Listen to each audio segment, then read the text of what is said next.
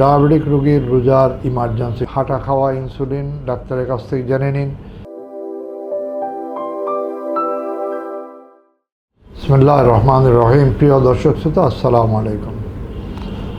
আজকে আমরা ডায়াবেটিক রোগীর রোজার ইমার্জেন্সি সম্পর্কে আলাপ করব। অত্যন্ত গুরুত্বপূর্ণ জিনিস।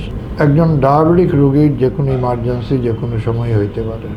নর্মাল লোকের হইতে পারে, রোগীদেরও হইতে পারে। তো ডায়াবেটিক রোগীর ঝুঁকি বেশি থাকে। এই ইমার্জেন্সিগুলা একটা হচ্ছে সুগার কমে যাওয়া, যেটাকে আমরা হাইপো বলি, অথবা সুগার খুব বেশি হয়ে যাওয়া, যে হাইপারসমোলার নন কিটোনিক কমা, একজনের পানি শূন্যতা হইতে পারে। এই জিনিসগুলি ডায়াবেটিক রিলেটেড জিনিস। ডায়াবেটিক কিটোঅ্যাসিডোসিস হইতে পারে। আরেকটা হচ্ছে ডায়াবেটিস ছাড়া অন্য ইমার্জেন্সিগুলো, যেমন ডায়াবেটিক রোগীর হার্ট অ্যাটাক হইতে পারে, একটা ডায়াবেটিক রোগীর অ্যাকুট কিডনি ইনজুরি হইতে পারে, একজন ডায়াবেটিক রোগীর অ্যাপেন্ডিসাইটিস হইতে পারে, অন্য ইমার্জেন্সিগুলিও হইতে পারে। এই ইমার্জেন্সিগুলি হলে কি করবে রোগী?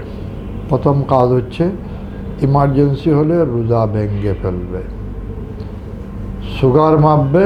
যদি 3.9-এর নিচে নেমে যায়, খারাপ লাগে, তাহলে পরে রোজা ভেঙে ফেলবে, খেয়ে ফেলবে, পরবর্তী সময়ে কাজা করবে এবং ইমিডিয়েটলি নিজের ডাক্তারের সাথে পরামর্শ করবে যে এখন সে কী করবে।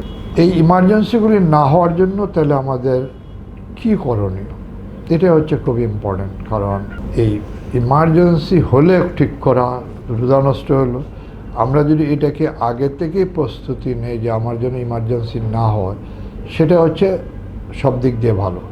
না হওয়ার জন্য কী করতে হবে?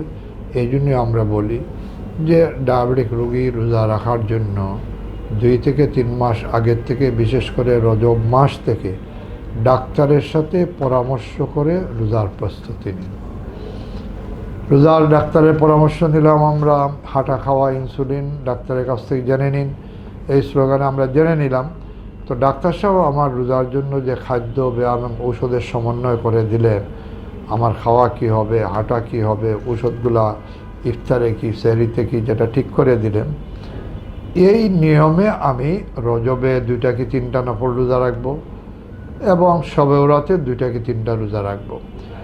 একাধারে 2-3টা রোজা রাখলে বোঝা যাবে যে আমার এই যে অ্যাডজাস্টমেন্ট করে দিলেন ডায়েট ড্রাগ ডিসিপ্লিনের, এতে আমার কোনো অসুবিধা হয় কি না।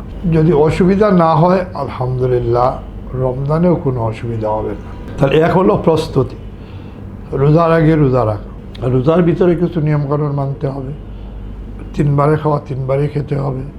সেহরি মিস দেওয়া যাবে না। রাতে পানি জাতীয় জিনিস বেশি করে খেতে হবে। কম মিষ্টির ফল খেতে হবে। অতিরিক্ত মিষ্টি খাবো না আমরা।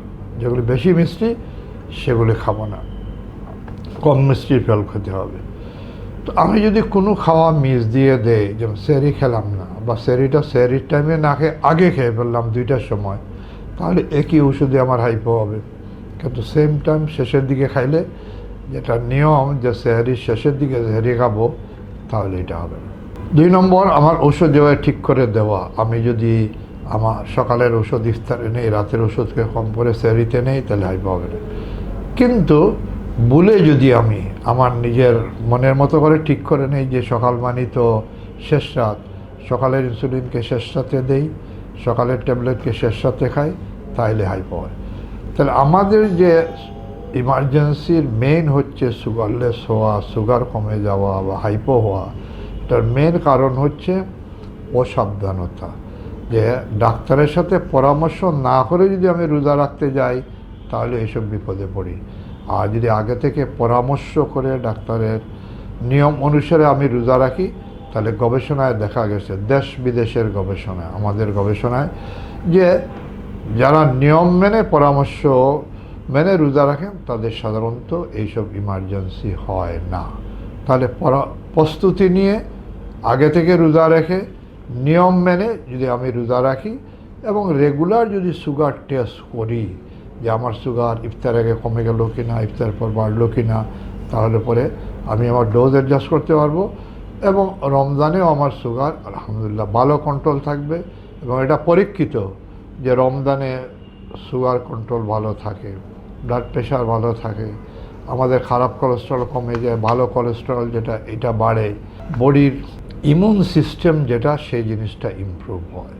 তাহলে রমজান হচ্ছে আমাদের জন্য কল্যাণকর, সার্বিক কল্যাণকর, শারীরিক, মানসিক, আধ্যাত্মিক, সামাজিক সব কিছুর কল্যাণ এই রমজানের ভিতর নিহিত। আল্লাহ পাক আমাদেরকে সঠিকভাবে রোজা পালনের তৌফিক দান করুন, আমিন।